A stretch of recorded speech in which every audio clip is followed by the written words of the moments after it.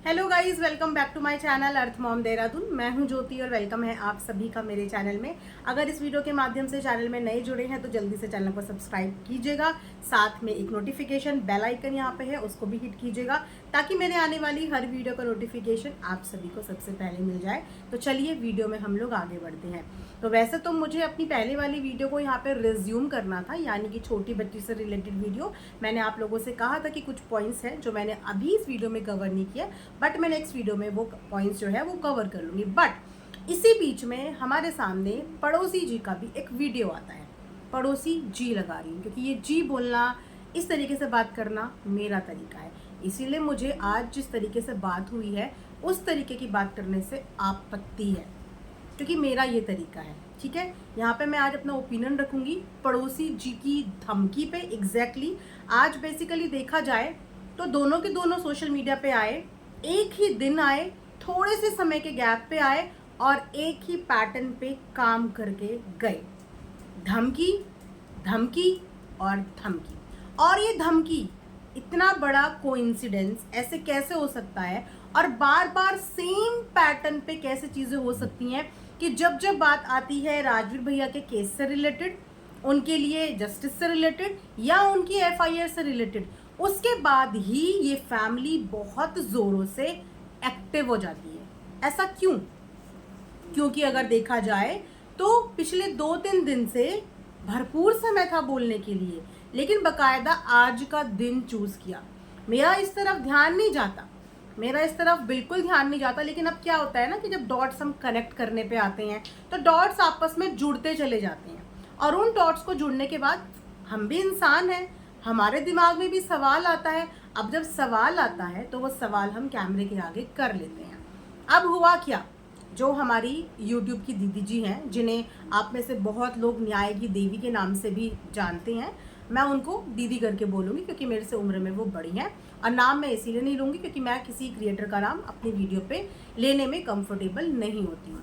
तो उन दीदी जी ने कल एक कम्युनिटी पोस्ट करा, मिडनाइट में वो कम्युनिटी आई थी, और वो कम्युनिटी मैंने फिलहाल अभी पढ़ी। वो पढ़ी मैंने इन पड़ोसी जी का वीडियो देखने के बाद। उस कम्युनिटी में जो हमारी दीदी जी हैं, उन्होंने साफ तौर पे लिखा था कि एक बार फिर से मेरा मन कर रहा है कि मैं जो राजवीर भैया का केस है उसको ओपन करूंगी। अपनी तरफ से मैं एक बार फिर से कोशिश करना चाहती हूँ, मैं एक बार फिर से ट्राई करना चाहती हूँ। और मैं ये भी जानती हूँ कि मेरे इस पोस्ट के बाद और मेरे इस चीज़ के बाद, इस एक्शन के बाद मेरी ट्रोलिंग शुरू हो जाएगी। मैंने इतना गौर उनकी कम्युनिटी पे इसीलिए कभी पहले नहीं किया क्योंकि मैं बहुत ज़्यादा वीडियोस नहीं देख पाती हूँ, मेरा शेड्यूल बहुत बिजी रहता है। लेकिन जब पड़ोसी जी ने सीधा सीधा किसी लेडी को इस तरीके से टारगेट किया तो मैंने जाके तब उनका चैनल चेकआउट किया। वीडियोस मैंने अभी भी उनकी बहुत सारी नहीं देखी हैं, तो कम्युनिटी देखी और एक्चुअली वो डॉट एकदम सटीक कनेक्ट हो गया कि कल रात को ही वापस से राजवीर भैया के केस से रिलेटेड बात हुई और आज दोनों के दोनों आए और दोनों के दोनों ने यहाँ पे धमकी दी लीगल करने की।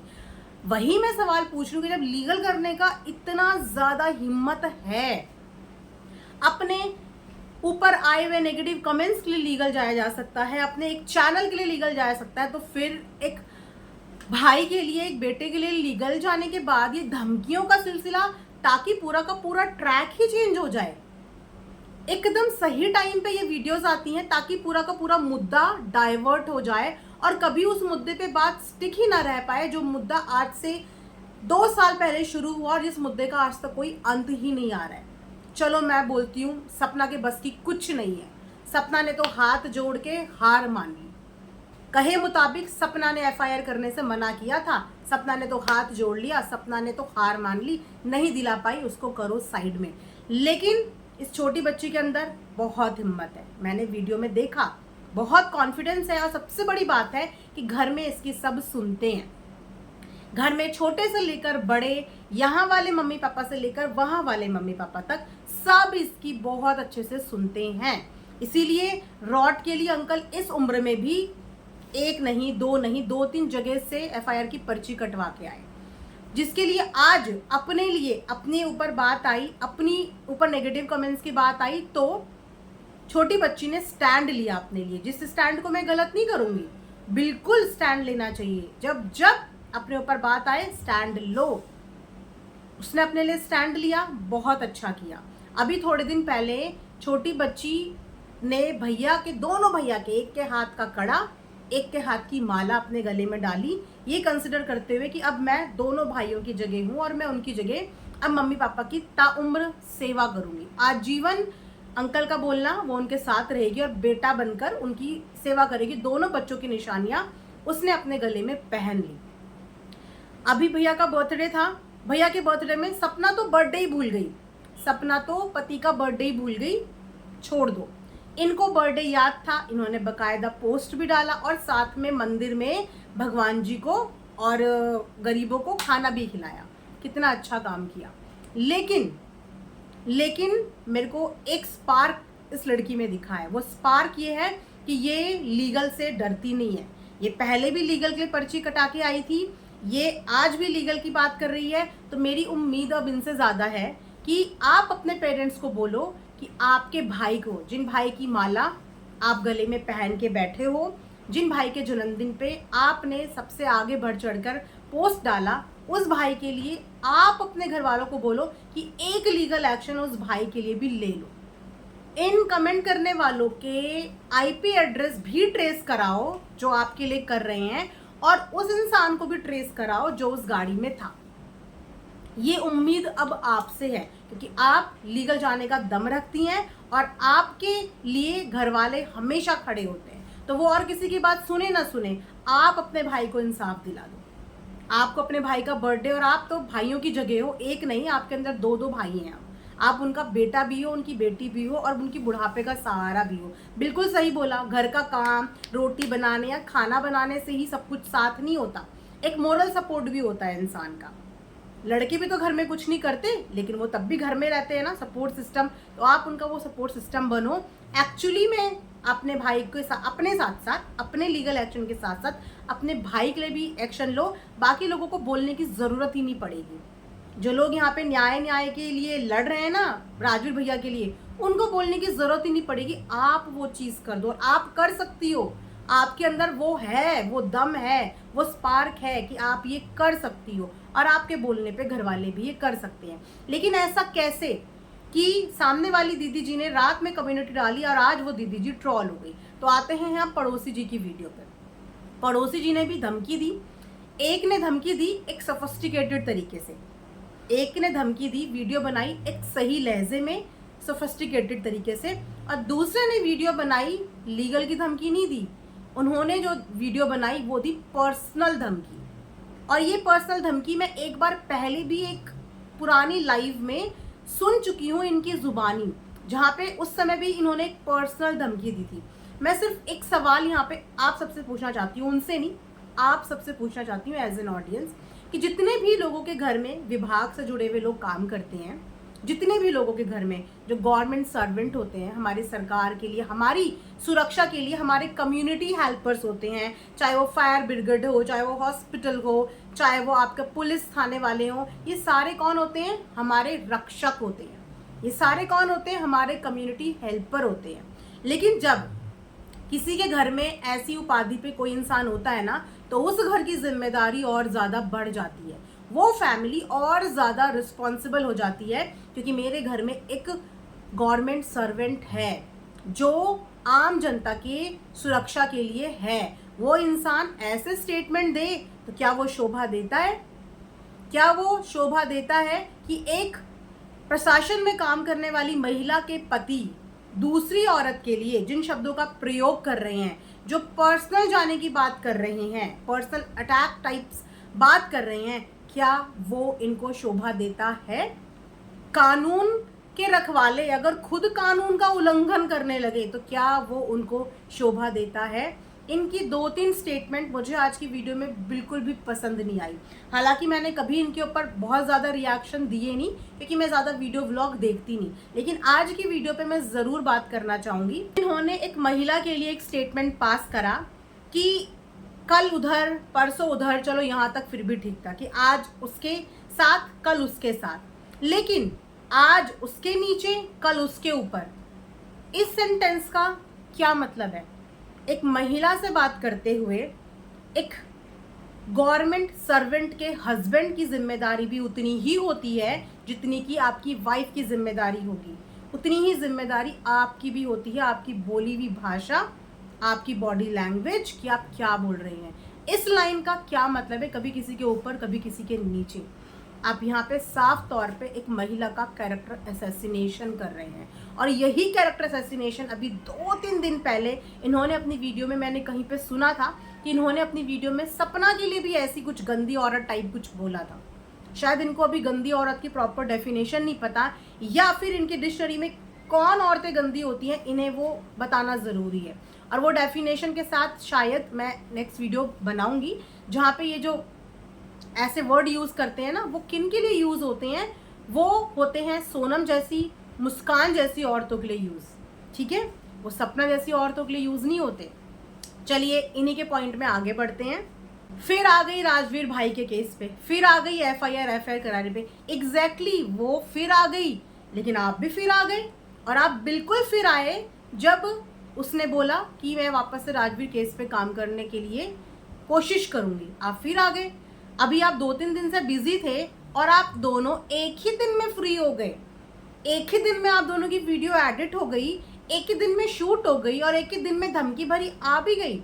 ये हर बार तभी होता है जब राजवीर भैया के केस से रिलेटेड बात होती है। मुद्दे को भटकाने के लिए ये चीज़ें होती हैं। और कहीं ना कहीं आपने उनकी कल रात को लिखी हुई बात यहाँ पे सच साबित कर दी दीदी जी की, कि जैसे ही मैं इस मुद्दे पे बात करूंगी मेरी ट्रोलिंग हो जाएगी, और आपने वो कर दिया। और इतने गंदे लेवल की वीडियो आपने बनाई है, जिस वीडियो को मुझे लगता है कि अगर कोई नॉर्मल महिला बैठ के सुनेगी ना तो उसको भी अजीब लगेगा। इनफैक्ट अगर आपकी खुद की फैमिली की लेडीज सुनेंगी ना आपकी वो भाषा, तो उनको खुद में भी बुरा फील होगा कि आप ये किस भाषा का प्रयोग कर रहे हैं, ठीक है। आज की वीडियो में भी सपना को टारगेट किया है। सपना ने तो बहुत पहले ही एक स्टेटमेंट दे दिया था कि मैं इस इंसान को नहीं जानती।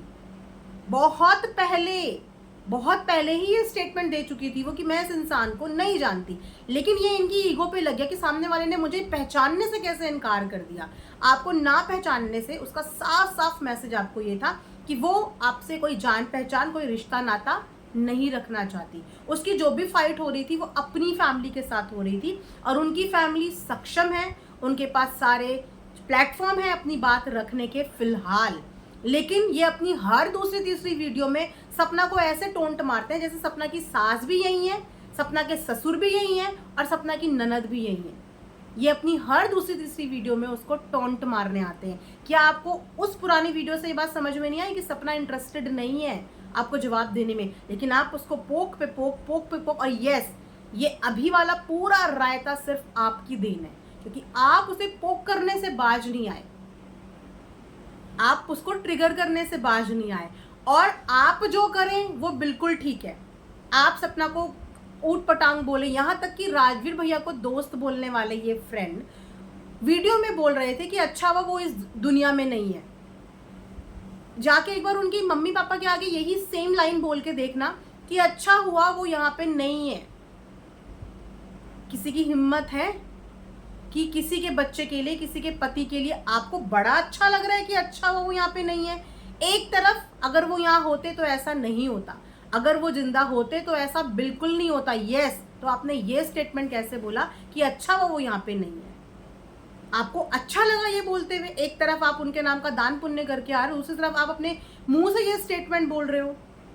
चलो, ये तो दोस्त है, इनके घर में गवर्नमेंट सर्वेंट भी हैं और ये काफ़ी पावर भी होल्ड करते हैं कि ये इतने से टुकड़े में इंसान को पूरा खरीद सकते हैं। काफ़ी पावर भी होल्ड करते हैं ये, राइट? तो आप ही अपने दोस्त के लिए इंसाफ मांग लेते जरा। आपने एक डायलॉग इन्होंने बोला है एक औरत को, एक महिला को, जो मुझे सबसे ज़्यादा हर्ट किया है और शेमफुल लगा है कि इन्होंने एक औरत के लिए बोला कि तेरे बाल पकड़ के चरखाई, कुछ ऐसा ही लैंग्वेज इन्होंने बोला, चरखनी या समथिंग लाइक दैट, कि मैं वो बना दूंगा। इस भाषा का प्रयोग करा है इन्होंने एक औरत के लिए कि मैं तेरे बाल पकड़ के। सच में आप किसी औरत पे हाथ उठाने को, उसके बाल खींचने को इतने नॉर्मलाइज तरीके से बोल दोगे सोशल मीडिया पे आके? आप किसी, आज आपने एक औरत के लिए बोला, कल आपकी जुबान इतनी खुल जाएगी कि आप दूसरी औरत को बोलोगे, परसों तीसरी को बोलोगे, उसके बाद चौथी को बोलोगे, आपके मन में जो आएगा आप वो गंदगी किसी भी औरत के लिए बोल के चले जाओगे और आपको इस चीज़ पे वाहवाही या तारीफ मिलेगी। आप ये सोच रहे हो सकता है कि बहुत सारे लोग आपको इस चीज़ पे अप्रिशिएट भी करें कि वेल डन, आपने बहुत अच्छा किया कि आपने एक औरत के बाल घुमा के बोला मैं चरखनी बना दूंगा, और अगर किसी ने देखा नहीं है तो मैं शॉर्ट भेज दूंगा कि कैसे बनाते हैं। बहुत एक्सपीरियंस है आप लोगों को तो कि औरत के बालों को घुमा के उसकी चरखनी कैसे बनाते हैं, बड़ा एक्सपीरियंस है। इसे कहते हैं हिंसा, इसे कहते हैं मार पीटने का एक तरीका। तो आप वो तरीका आप सोशल मीडिया पे लोगों को सिखाओगे शॉर्ट्स के माध्यम से कि औरत के बाल खींच के उसकी चरखनी, बाल घुमा के उसकी चरखनी कैसे बनाते हैं कि उसके बचे कुछ बाल भी निकल जाए। ठीक है, यहाँ पे मैं उन दीदी जी के सपोर्ट में नहीं कुछ बोल रही हूँ, क्योंकि उन दीदी जी से मेरे भी बहुत सारे थॉट्स मैच नहीं करते हैं। हम एक दूसरे के बोलने में, पक्ष रखने में बिल्कुल ऑपोजिट है। समटाइम्स हम जिस चीज़ पे बात कर रहे होते हैं बिल्कुल एक दूसरे के ऑपोजिट होते हैं। लेकिन यहाँ पे बात उन दीदी जी की नहीं है, यहाँ पे बात है जो स्टेटमेंट एक महिला के लिए, एक औरत के लिए यूज़ हुई है, और इतना मुंह खुल गया कि अगर आज एक औरत के लिए यूज़ हुई है तो कल ये बाकियों के लिए भी हो सकती है, ये जुबान बाकियों के लिए भी खुल सकती है। पीछे बात करते हैं, वो 2 महिलाएं हो, 3 महिला हो, चाहे वो कितनी भी पीठ पीछे बात करते हो, जब सेम चीज़ आप खुद भी करते हैं, जो कि इन्होंने अपनी खुद की वीडियो में बोला कि हाँ मैं भी बात करता हूँ जिससे मुझे करनी चाहिए जो मुझे लगता है, तो जब आप भी पीठ पीछे बात करते हैं और आप भी उनसे करते हैं जिनसे आपके थॉट्स मैच करते होंगे, राइट। अपोजिट थॉट वालों से तो कोई बात नहीं करता, जिनसे आपकी बातें मैच करती हैं आप उसी से बात करते हो। तो जो चीज़ें आप खुद भी करते हो पीठ पीछे बातें, और अगर वो भी महिलाएं पीठ पीछे बातें कर रही हैं तो फिर उस चीज़ में ऑब्जेक्शन क्यों है? उस चीज़ में आप सही और वो गलत क्यों? अगर वो दोनों महिलाएं मिलके किसी एक महिला के लिए सपोर्ट कर रही हैं और उन्हीं बातों पे बोल रही हैं जो आप सोशल मीडिया पे दिखा रहे हो या आप चीज़ें कर रहे हो, तो आपको पीठ पीछे बात करना अलाउ है कि आप किसी से भी कर सकते हो। आप पीठ पीछे किसी से भी कांटेक्ट में आ सकते हो, किसी से भी बात कर सकते हो, घर की कोई भी निजी पर्सनल इन्फॉर्मेशन पास ऑन कर सकते हो, सब कुछ बता सकते हो। लेकिन दूसरे लोग पीठ पीछे बात भी नहीं कर सकते, क्यों? क्योंकि वो कहीं ना कहीं सपना को सपोर्ट करते हैं। अगर आपको सपना के सपोर्ट करने में कोई ऑब्जेक्शन नहीं है, अगर सपना को वो सपोर्ट कर रहे हैं, कोई ऑब्जेक्शन नहीं है, तो फिर इस चीज़ में ऑब्जेक्शन क्यों है कि वो राजू भैया के केस से रिलेटेड बात कर रही हैं? आप भी तो उनके दोस्त हैं और आप तो दावा करते हैं कि आप तो उनके बहुत अच्छे दोस्त थे। इनफैक्ट जाते जाते लास्ट टाइम भी आपसे ही उनकी बात हुई थी, जिस समय पे उनके साथ दुर्घटना घटी, लास्ट कॉल पे आपसे ही उनकी बात हुई थी। ऐसा हमने आप ही की वीडियो में आप ही के मुंह से सुना है।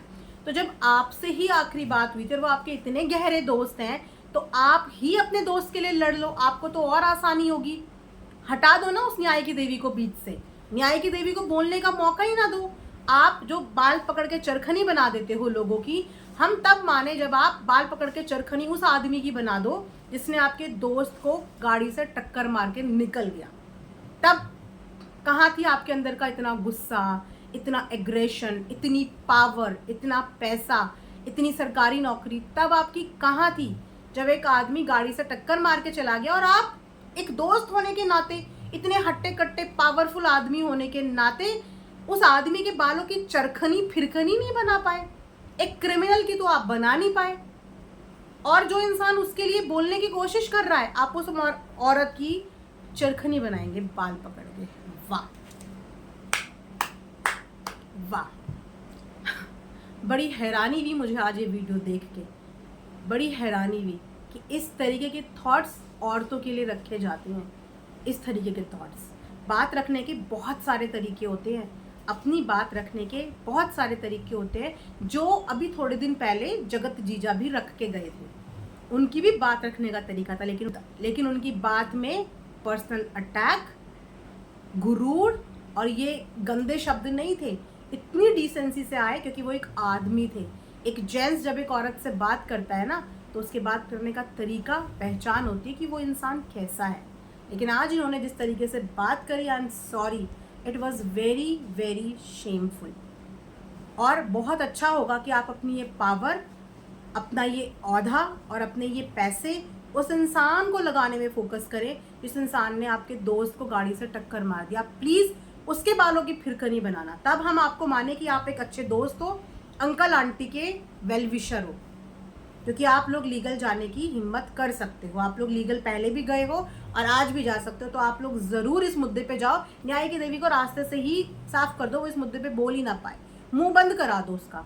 ट्रॉलिंग से मुंह बंद मत कराओ उसका, ये अपशब्द बोल के मुंह बंद मत कराओ उसका मुंह बंद कराने का एकमात्र तरीका है कि जो वो बोल रही है वो आप लोग कर दो, वो चुप हो जाएगी जिंदगी भर के लिए चुप, उसे कंटेंट ही नहीं मिलेगा, दोबारा कभी राजवीर की एफआईआर से रिलेटेड कंटेंट ही नहीं छाप पाएगी। कर दो उसका कंटेंट बंद, दो मुंह पे जवाब, उसे कहते हैं जवाब देना। अगर कोई इंसान सवाल खड़ा कर रहा है ना, उसके सवाल का आंसर देके उसका मुंह बंद करा दो, उसको अपशब्द बोल के गंदे लफ्जों का प्रयोग करके उसका मुंह बंद कराने को कायरता कहते हैं। एक और बात जो कि बहुत इंपॉर्टेंट बात है, और ये बात आप सब लोगों को जाननी समझनी बहुत ज़रूरी है कि यहाँ पे इन्होंने गवर्नमेंट जॉब, सरकारी जॉब का बहुत नारा लगाया है कि सरकारी जॉब वाले मेहनत से सरकारी जॉब पाते हैं, प्राइवेट जॉब वाले क्या हैं। प्राइवेट जॉब वालों की इनकी नज़र में जो वैल्यू आज दिखी है ना वीडियो में, भले ही एक इंसान को टारगेट कर रहे थे, लेकिन प्राइवेट सेक्टर एक बहुत बड़ा सेक्टर है, और अगर प्राइवेट सेक्टर ना हो ना, प्राइवेट सेक्टर में अगर काम करने वाले लोग ना हो ना, तो इस पूरे देश की ना इकॉनमी हिल जाएगी, इस पूरे देश की इकॉनमी हिल जाएगी। पूरे के पूरे प्राइवेट सेक्टर की इंसल्ट की है, पूरे के पूरे प्राइवेट सेक्टर की, क्योंकि आपकी वाइफ की सरकारी नौकरी है, उन्होंने वो नौकरी मेहनत से पाई है, आई अग्री, आई रिस्पेक्ट। लेकिन जो प्राइवेट जॉब में काम करते हैं ना, वो भी नौकरी हाथ पे रखी रखाई नहीं पा लेते, उस नौकरी को पाने के लिए उनके माता पिता भी बहुत पैसा खर्च करते हैं, MBA कराते हैं, BBA कराते हैं, MCA कराते हैं, डिग्री दिलवाते हैं, अच्छे से अच्छे कॉलेज में पढ़ाई करवाते हैं। देखा जाए तो सरकारी नौकरी से ज़्यादा खर्चा एक माता पिता प्राइवेट सेक्टर में जॉब करने वाले बच्चों के ऊपर पैसा लगाते हैं। सरकारी नौकरी में काम करने के लिए आपका 12वीं पास और ग्रेजुएशन तक सफिशेंट होता है, उसके बाद अपनी खुद की स्टडीज़। लेकिन प्राइवेट सेक्टर में काम करने के लिए आपके पास हाई क्वालिफिकेशन, एक अच्छे इंस्टीट्यूट की डिग्री होनी ज़रूरी है, जिसमें आपके लाखों रुपए खर्च होते हैं, और वहाँ पे भी इंटरव्यू क्रैक करने में आपकी मेहनत लगती है। तो नौकरी चाहे सरकारी हो, नौकरी चाहे प्राइवेट हो, नौकरी होती है, मेहनत होती है, चाहे एक मजदूर मेहनत करे, चाहे एक सरकारी कर्मचारी मेहनत करे। तो कृपया करके प्राइवेट सेक्टर पे काम करने वाले लोगों की इंसल्ट मत कीजिए, क्योंकि हमारी नज़रों में हर काम, चाहे वो इतना हो, चाहे वो इतना हो, चाहे वो इतना हो, बहुत बड़ा है, और जो इंसान मेहनत करके कमा रहा है ना, वो हमारी नज़र में बहुत ऊपर है। आज आप भी यूट्यूब पे पैसा कमा रहे हैं, वीडियो मोनेटाइज करके कमा रहे हैं। सरकारी नौकरी आपकी वाइफ की है, आपकी नहीं है, सिर्फ आपकी वाइफ की है, आपकी नहीं है। तो उनकी नौकरी का क्रेडिट उनको मिलना चाहिए, क्योंकि वो उनकी मेहनत है, वो उनकी मेहनत है, उन्होंने वो अचीव किया। लेकिन आप ना तो प्राइवेट सेक्टर में हैं, ना ही आप गवर्नमेंट सेक्टर में हैं। तो आप जब किसी सेक्टर में हैं ही नहीं, तो आप किसी भी पर्टिकुलर सेक्टर को इंसल्ट नहीं कर सकते, उनकी नौकरी पे इंसल्ट नहीं कर सकते, किसी एक पर्टिकुलर बंदे को टारगेट करने की अवज में। आपने कुछ स्टेटमेंट अपनी वीडियो में बहुत गलत दिए हैं जो सही नहीं थे।